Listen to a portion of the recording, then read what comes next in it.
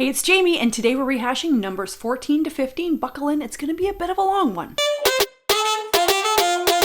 At the end of yesterday's chapters, the Lord told Moses to send some men to explore Canaan, the land of milk and honey that the Lord had promised. And guess what? It's exactly as the Lord described, so reports the explorers. But, and it's a big but to these men, the land is fortified by the people who live there, the Anak. Caleb suggested they could take it over, but the men were like, have you seen the Nephilim? They're giants. That's a super no-go from us. Now, if you want to get into the whole giant thing, it's pretty interesting.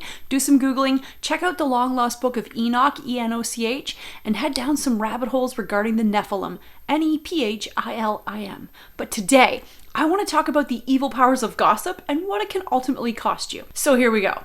After the explorers had spread around camp that there are simply too many of the Anak and Nephilim to overtake the land of Canaan, and that the Israelites would surely meet their death, God got angry. Shocking, this just in. Like, I'm telling your father after work kind of angry here. He was all like, Moses, what do I have to do to prove to these people that I got them? How many signs and how many wonders and how many miracles must I perform?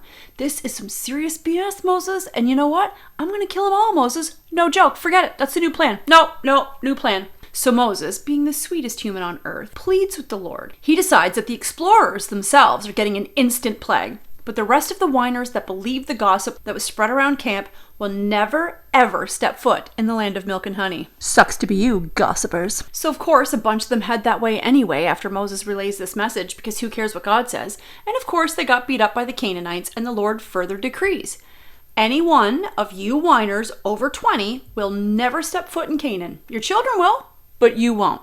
You'll stay out here for 40 years, punishing your children for your unfaithfulness. And when you whiners and grumblers die off, your kids will be welcome in Canaan. Out of the explorers, God only kept Caleb, who was ready to go to war ASAP, trusting in the Lord, trusting in his plans, and refraining from fear and gossip.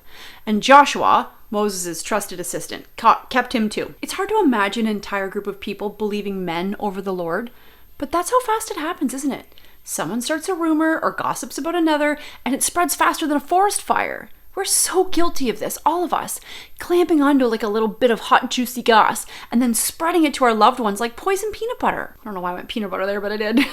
You can easily tell in the few chapters we've already read in Numbers that the Lord hates gossip.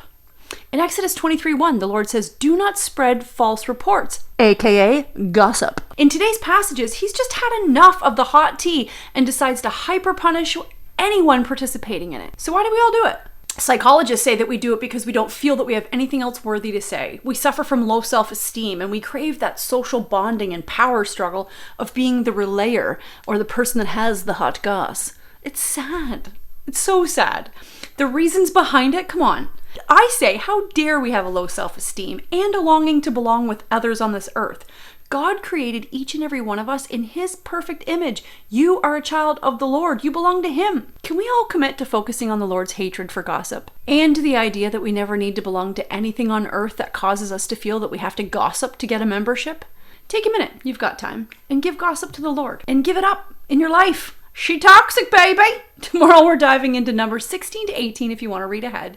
I hope you have a blessed day, and don't forget to say your prayers. This is the Bible in a Year theme song.